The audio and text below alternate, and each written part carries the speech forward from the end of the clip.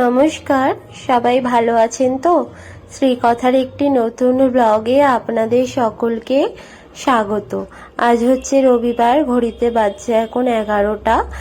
আমার সকালবেলা উঠে সমস্ত কাজ সেরে স্নান পুজো হয়ে গেছে। এখন আমি ব্রেকফাস্টে বানাতে এসেছি ঝাল ঝাল করে একটু চাউমিন। প্রচণ্ড সর্দি হয়েছে, মুখে স্বাদ নেই, সেজন্য একটু ঝাল ঝাল করে চাউমিন বানিয়ে নিয়েছি, সমস্ত সবজি, একটু চিকেন, একটু ডিম দিয়ে। তারপরে দুপুরে রান্নার প্রস্তুতি শুরু হয়ে গেছে। আজ একটু অন্যরকম ভাবে চিকেন ফ্রাই বানাবো। চিকেন পকোড়া তো খেয়েই থাকি, এটা সেই রকমই, কিন্তু একটু ব্যাটারটা অন্যরকম ভাবে হবে। আর চিকেনটা একটু মশলা দিয়ে সেদ্ধ করে নিচ্ছি। আমরা না বিভিন্ন চাপে, কেউ পড়াশোনার চাপ, কেউ পারিপার্শ্বিক চাপ, কেউ অফিসের চাপ, বিভিন্ন চাপে আমরা নিজেদেরকে ভালো রাখা, নিজেদের ভালো লাগা, এইগুলো সব হারিয়ে ফেলেছি। আমাদের জীবনটাই আজকে ভীষণ তাড়াতাড়ি চলছে, যন্ত্রের মতো। আমরা নিজেদেরকে প্রায়োরিটি কম দিয়ে অন্যদের বোধহয় বেশি প্রায়োরিটি দিই। একবার ভেবে দেখবেন আমরা নিজের জন্য কতটুকু সময় বার করি বা নিজের জন্য কত কিছু করি।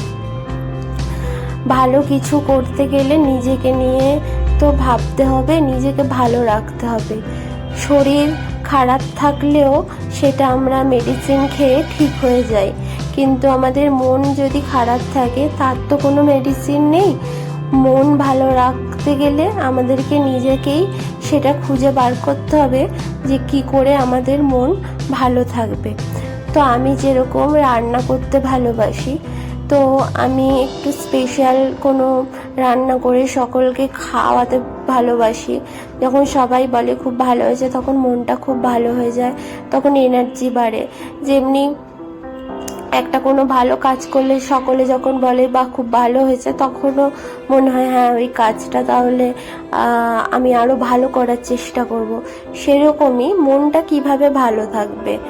যেমন আমরা অন্যের কথা ভাবি, মানুষ কিভাবে জাজ করবে।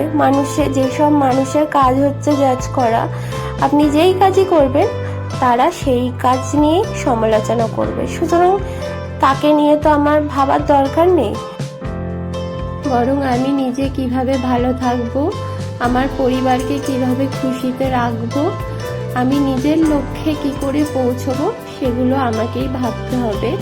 যদি আমি চেষ্টা করি তাহলে অবশ্যই আমি নিজের লক্ষ্যে পৌঁছতে পারবো। চেষ্টা করলে কোনো জিনিসই বিফলে যায় না। তো যাই হোক, গল্প করতে করতে আমার এখানে রান্না প্রায় হয়ে এসেছে।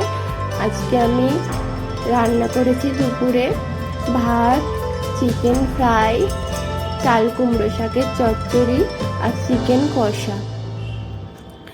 মুখে সেভাবে রুচি নেই, তাই জন্য চিকেন ফ্রাইটা বানিয়েছি।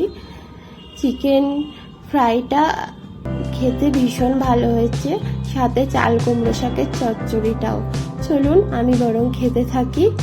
আপনারা সবাই সুস্থ থাকবেন, ভালো থাকবেন। দেখা হচ্ছে পরের একটি ভিডিও।